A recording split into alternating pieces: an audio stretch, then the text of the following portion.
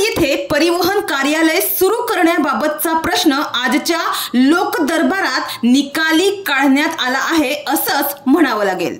पालघर जिल्ह्यात स्वतंत्र नवीन परिवहन कार्यालय स्थापनेला राज्याचे परिवहन मंत्री प्रताप सरनाईक यांनी मंजुरी दिली आहे।